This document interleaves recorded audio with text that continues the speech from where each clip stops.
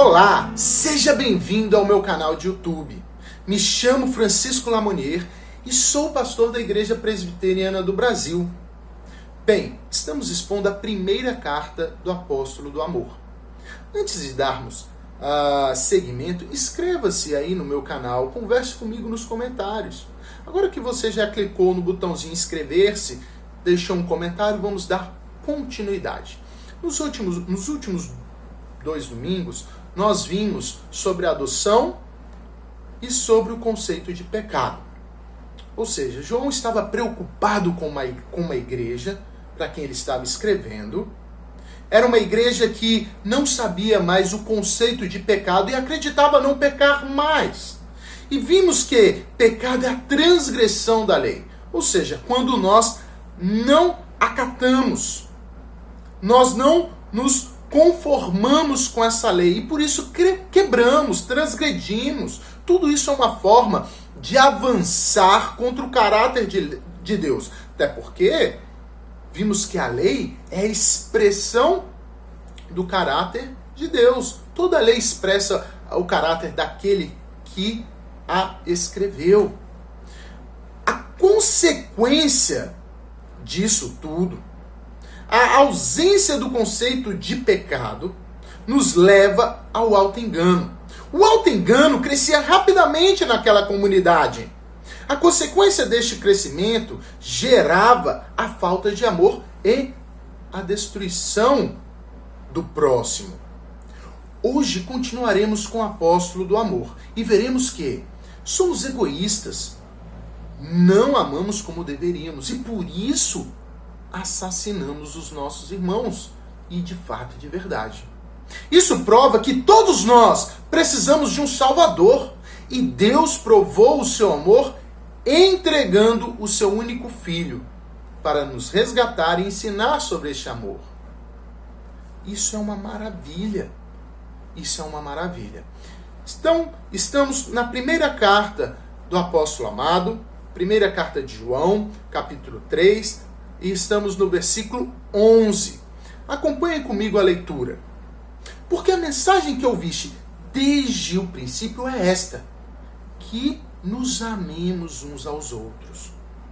Não como Caim, que era do maligno e assassinou a seu irmão. E por que o assassinou? Porque as suas obras eram más e as de seu irmão justas. Irmãos, não vos maravilheis se o mundo vos odeia. Nós sabemos que já passamos da morte para a vida, porque amamos os irmãos. Aquele que não ama permanece na morte. Todo aquele que odeia seu irmão é assassino.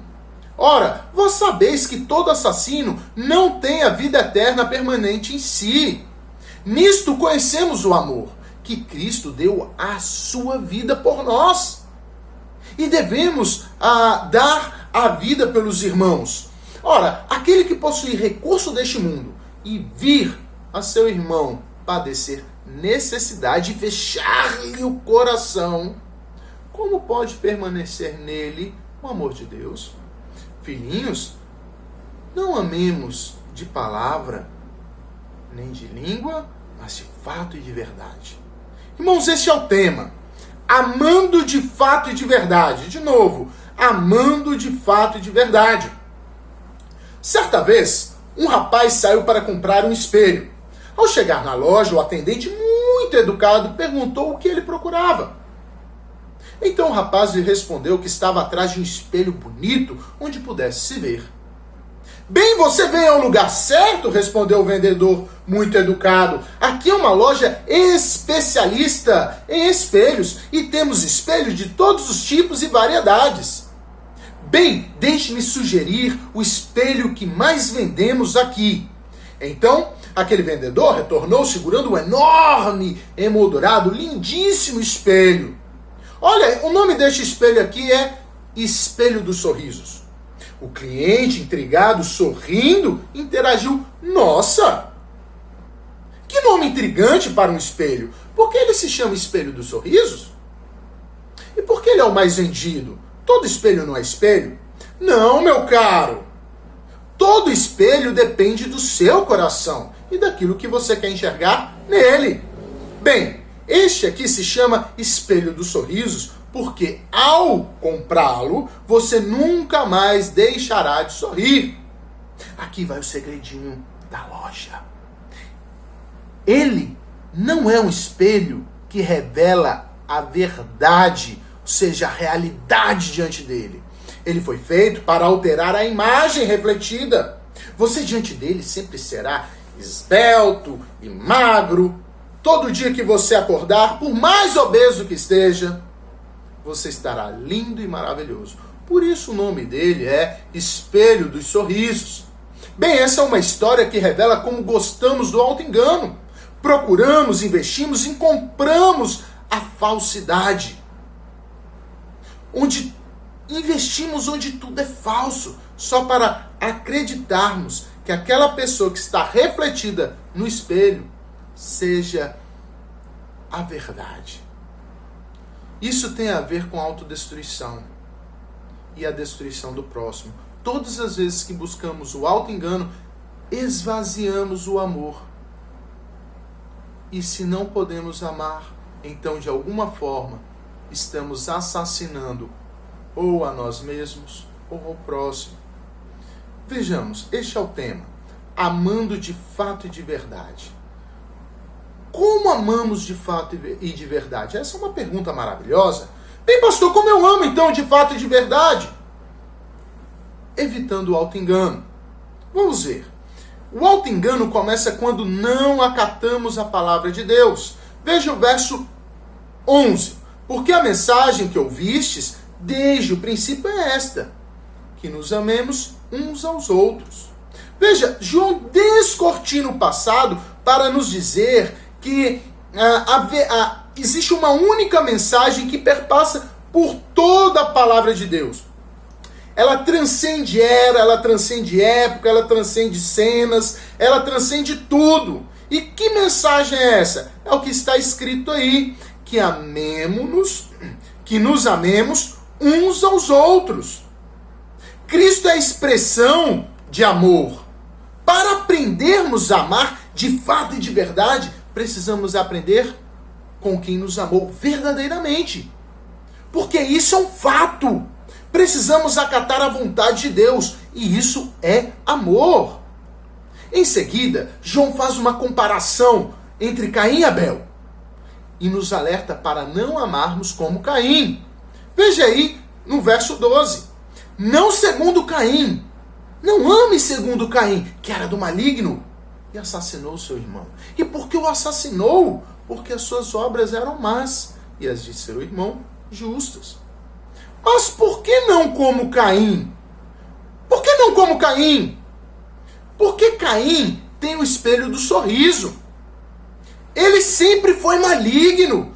Olha, é muito engraçado porque eu conheço muitos cristãos, muitos crentes que não entendem a passagem de Gênesis 4, que é essa passagem que João está se remetendo.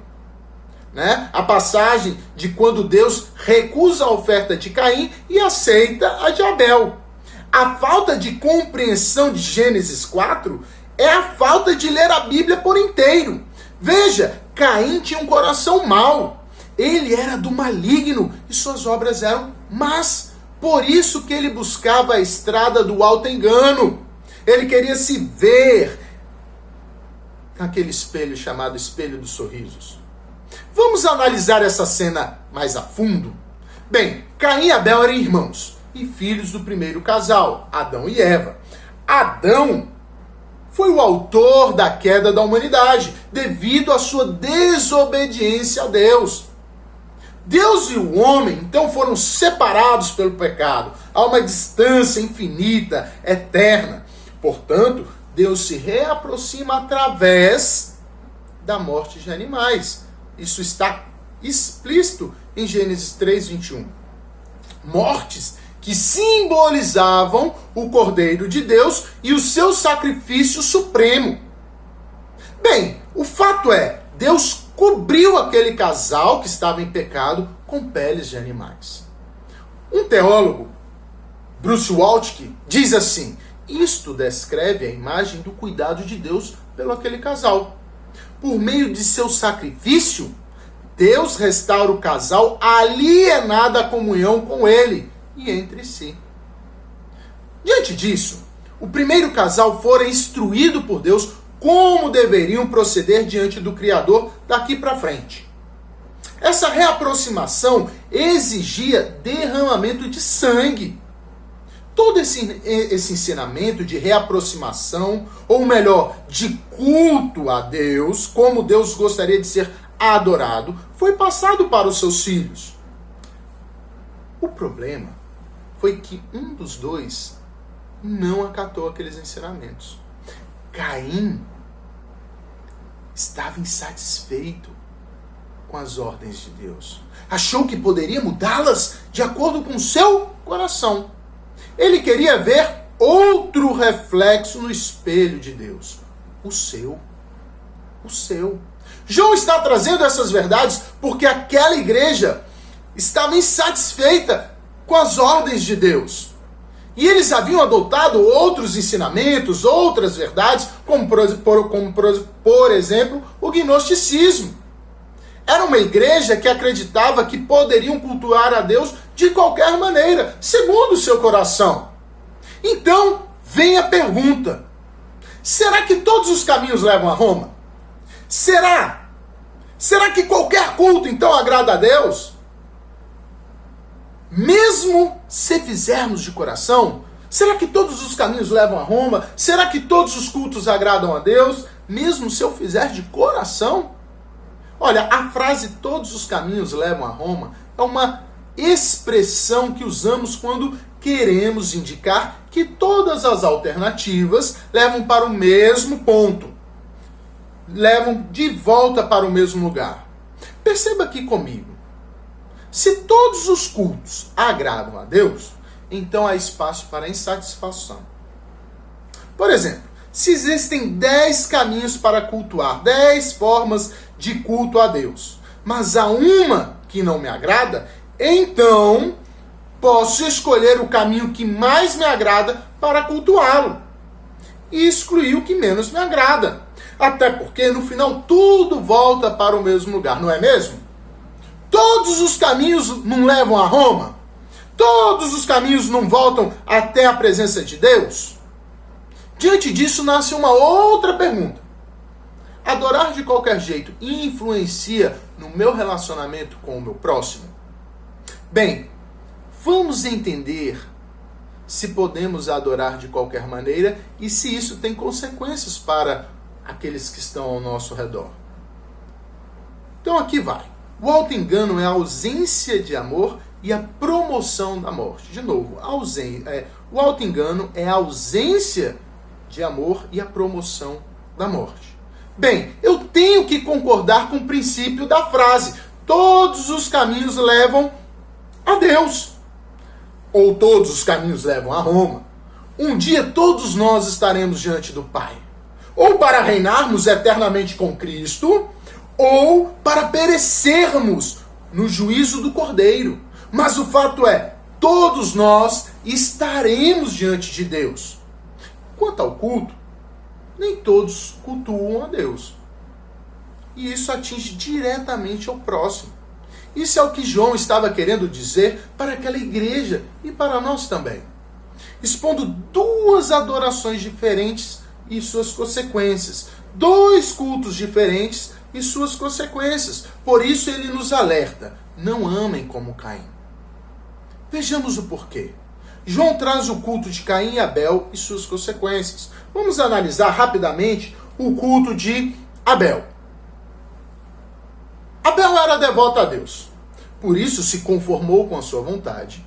O seu amor por Deus está estampado em toda a sua obediência. Ele amava a Deus. Gênesis capítulo 4, versículo 4, nos vai relembrar, como relembrou a João, assim: Abel, por sua vez, trouxe das primícias do seu rebanho e da gordura deste. Agradou-se o Senhor de Abel e de sua oferta. Caim era diferente. Era insatisfeito com Deus e amava a si mesmo. Vejamos como ele então cultua. Aconteceu que no fim de uns tempos trouxe Caim do fruto da terra uma oferta ao Senhor. Ao passo que de Caim de sua oferta não se agradou. Irou-se, pois sobremaneira Caim, e descaiu-lhe o semblante. Enquanto Abel procurou agradar a Deus, ouvindo os ensinamentos de seu pai, sabendo que a reaproximação só poderia acontecer através de uma oferta, derramamento de sangue e morte de animal, Caim quis seguir por outro caminho, por outro culto. Ele quis fazer do seu jeito. Qual a grande diferença da oferta então de Caim para a de Abel? É simples, o amor de fato e de verdade. O amor exige obediência. Abel obedeceu aos mandamentos de Deus e os amou. Diferente de Caim, que amou a si próprio e desobedeceu a Deus. Quando Caim trouxe sua oferta, ele o fez segundo a sua vontade maléfica, não segundo os preceitos de Deus. Veja, o pastor Hernandes Dias Lopes diz que Caim estava desprezando o caminho de Deus, a palavra de Deus e as prescrições do culto divino. E você sabe o que é pior? Caim estava cultuando de coração. Isso mesmo, de coração. João diz que ele era do maligno e suas obras eram más.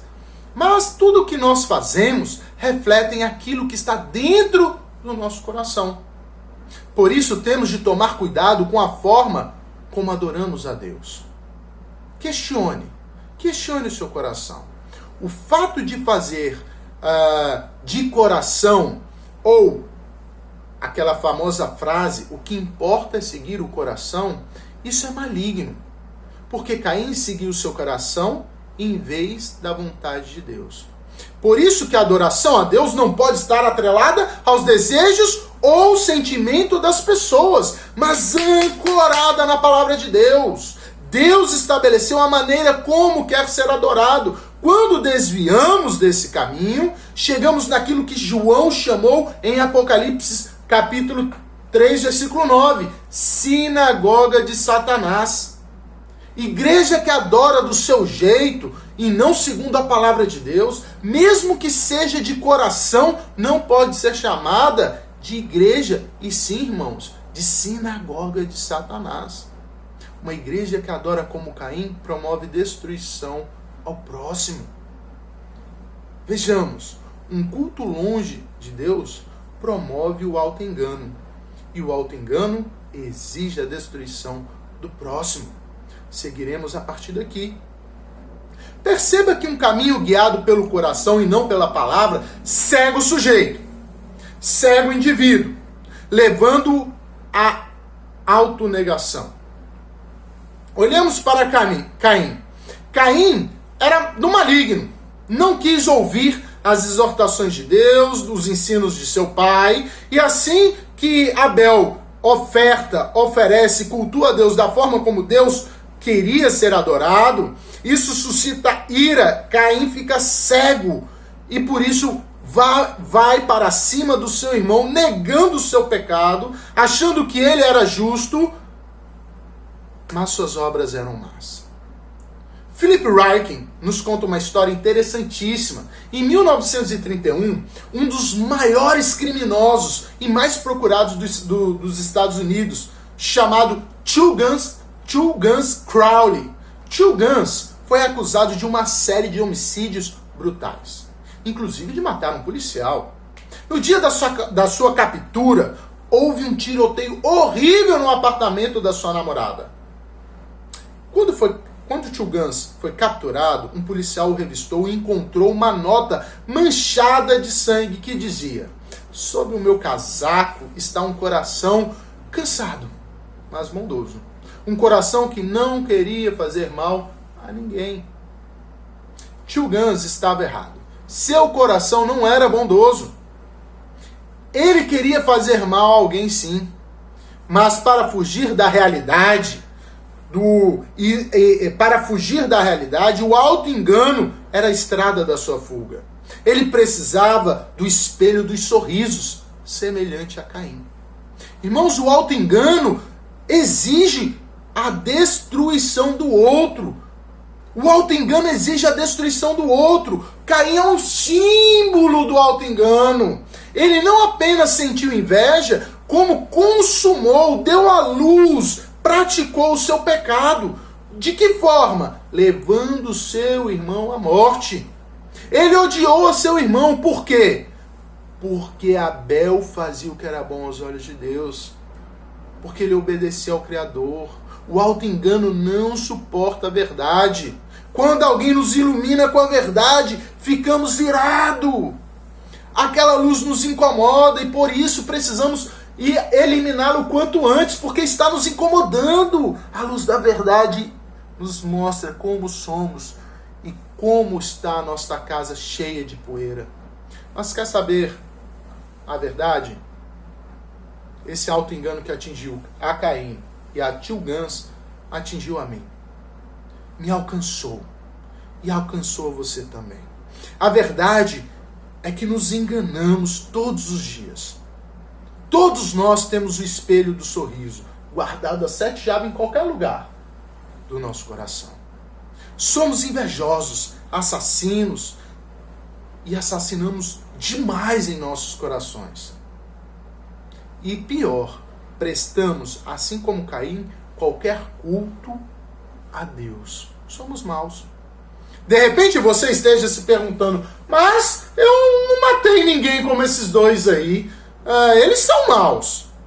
Como posso ser comparado a esses dois? Eu ainda não matei, a justiça não está batendo na minha porta. O problema não está somente no ato consumado, mas no coração. Ou melhor, na intenção. Veja o que João diz, a partir do versículo 15. Todo aquele que odeia seu irmão é assassino. Todo aquele que odeia seu irmão é assassino. Caim agiu contra Abel porque odiou. O assassinato começa em sentimento, na nossa cabeça, no desejo. Você odeia alguém? Veja, você odiou alguém durante a semana? Sentiu raiva de alguém no grupo do Zap? Desejou o mal para alguém depois de um papo sobre política? No Facebook, no Zap, depois de um papo, desejou mal a alguém? Desejou a morte de algum petista ou bolsonarista? Durante a semana você saiu de si, sentiu tanta raiva que ficou fora do controle? Chamou alguém de tolo? Se sim, então você é um assassino como eu e como Caim. João Calvino chamava esse tipo de pecado de assassinato de coração. Se cometemos assassinato, mesmo que só no coração, merecemos ir para o inferno, porque somos assassinos, é o que está dizendo o verso 15. Isso só revela que todos nós precisamos de um Salvador.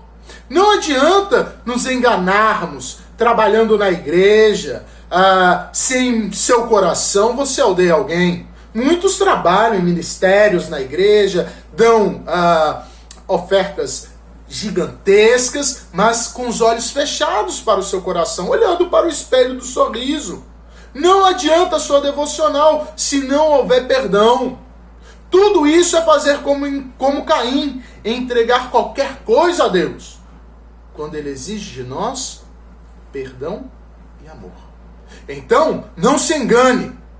Somos cegos, queremos dar um jeitinho para não aceitar a verdade de Deus como ela é. E sempre que somos insatisfeitos com a vontade amorosa de Deus, agimos como Caim. Então, como amamos de fato e de verdade? Imitando a Deus. De novo, como amamos de fato e de verdade? Imitando a Deus. Deus nos amou de fato e de verdade para amarmos assim também. Veja o verso 16. Nisto conhecemos o amor que Cristo deu a sua vida por nós e devemos dar a nossa vida pelos irmãos. Como vimos, aquela igreja para quem João estava escrevendo, amava como Caim. O amor de Caim tinha cheiro de morte e inveja. O auto-engano acaba quando aceitamos que precisamos de um Salvador. De novo, o auto-engano, a quebra do espelho, está quando aceitamos que precisamos de um Salvador. A verdade é que não amamos nem a Deus e nem ao próximo. Aceite que você precisa de um Salvador. O verso 16 nos mostra que o amor vem de Cristo. Assim como Ele nos amou. Amar de fato e de verdade está em Cristo. A vida do Messias tem que nos atingir. Cristo tem que se derramar sobre nós e nos transformar com seu sangue. Somente transformados por Cristo conseguiremos amar de verdade. Mesmo que o mundo te odeie. Mesmo que o mundo me odeie, pastor? Como assim? Mesmo sendo odiado, será que Cristo conseguiu? Veja, Isaías diz que Cristo foi oprimido e afligido, embora não tivesse cometido qualquer violência. Diz ainda que ele foi como cordeiro levado ao matadouro. Ele não abriu a boca. Isaías 53, versículo 7. Em outras palavras, Jesus foi pacífico, mesmo quando foi provocado. Desta maneira, mesmo sendo odiado, ele amou perfeitamente. Que maravilha! Cristo, em momento algum, se enganou para fugir da realidade de amar o próximo. Ele não buscou o auto-engano, mas ele procurou o amor de Deus em prol do próximo. E ele era esse amor. Cristo não matou, mas deu a sua vida em amor para que nós pudéssemos viver e amar de fato e de verdade. Cristo não matou, mas amou de fato e de verdade. Perceba uma coisa, todos nós precisamos de um Salvador. E aí vem a pergunta então, por quem Cristo morreu? Por assassinos. Por assassinos, tanto quanto por qualquer outra pessoa. Sabemos disso porque ele ofereceu perdão para as pessoas que o assassinavam. Enquanto estávamos lá, presente, matando, pregando Cristo na cruz, ele nos salvava. Cristo ofereceu seu perdão para as pessoas que o assassinavam. Há uma maneira de seu pecado, do seu pecado de assassino ser perdoado. A própria atitude assassina exige a morte de Jesus na cruz. Foi a morte do Deus homem que expiou o nosso pecado. Deus agora nos veste com a pele do seu filho, não mais de animais como no primeiro casal. Mas Deus nos veste com a pele de seu filho para a expiação dos nossos pecados. Que maravilha! Se você é do tipo de pessoa egoísta, que se ira fácil, perde o controle em assuntos políticos, desejando a morte aos outros, então há esperança para você. Se há assassinato em seu coração, ou se você já cometeu qualquer tipo de assassinato, em pensamento, palavra, ou até mesmo em ação, inclusive por aborto, então se arrependa. Então se arrependa e creia em Jesus Cristo para receber o perdão dos pecados. Hoje é dia de salvação e de perdão e de amor. Salve a sua vida confiando nele. Com isso seguimos para a conclusão. Quando somos salvos, o amor torna-se a nossa marca. Veja o verso 14. Nós sabemos que já passamos da morte para a vida porque amamos os irmãos. Aquele que não ama permanece na morte. O amor é a evidência da salvação. Nós amamos para sermos... Aliás, nós não amamos para sermos salvos, mas fomos salvos para amarmos. Perceba que amar para ser salvo já é um amor defeituoso e egoísta. Ele olha para si. Você ama condicionalmente. Você só ama para ter algo em troca. O amor verdadeiro, o amor de fato e de verdade, só pensa em duas coisas: em agradar a Deus e a servir ao próximo. Veja novamente, nós já sabemos que passamos da morte para a vida porque amamos os irmãos. Mesmo que o mundo nos odeie, nós não odiamos, mas amamos. O fato de amarmos os irmãos dá-nos a certeza da vida eterna. Amar, de fato e de verdade, é atingir o próximo por inteiro, entregando a nossa vida, os nossos bens, para suprir o irmão como um todo. Veja o verso 17. Ora, aquele que possui recursos deste mundo e vir a seu irmão padecer necessidade e fechar-lhe o seu coração, como pode permanecer nele o amor de Deus? O verdadeiro amor começa em Cristo. Novamente, Cristo deu a sua vida por nós. E nós devemos dar a nossa vida pelos irmãos. O amor não é um discurso teórico, mas uma ação prática. O amor não é o que falamos, mas o que fazemos e o que falamos. O amor não é tanto uma questão de sentimento, mas de movimento. E movimento em direção ao necessitado. Perceba aqui algumas aplicações práticas. O marido ama sua esposa não só de palavras, mas ajudando com as louças. A esposa ama seu marido não só com palavras, mas às vezes ajudando em silêncio. O filho ama seus pais não só de palavras, mas obedecendo-os, arrumando cama, arrumando seu quarto, sendo um bom aluno. Ele precisa refletir a maravilha de Cristo na obediência. A igreja ama o próximo, estando disposta a ajudar com tempo, ligação, paciência, dinheiro e muita Bíblia. Irmãos, eu quero concluir citando Simon Kistemaker. Ele dizia assim: amor e fé têm em comum que ambos precisam de obras para testar sua autenticidade. O amor e fé só são o que são se ele tiver o conteúdo prático. Palavras de amor que nunca são traduzidas em ação não valem nada. Amor é o ato de dar suas posses, talentos e a si mesmo por outra pessoa. Assim, as palavras e a língua têm seus equivalentes na ação e na verdade. Amar de fato e de verdade exigirá de nós que joguemos fora o espelho dos sorrisos. Amar de fato e de verdade exigirá que nós joguemos fora este espelho maldito. Temos de parar de nos enganarmos. Precisamos aceitar as verdades de Deus, a amá-la e a vivê-la de forma prática. Porque amando a Deus da forma como Ele determinou, nós amaremos tanto a Deus como o próximo. Assim, completaremos o verso 18. Filhinhos, não amemos de palavra, nem de língua, mas de fato e de verdade. Ame de fato e de verdade. Deus abençoe sua semana.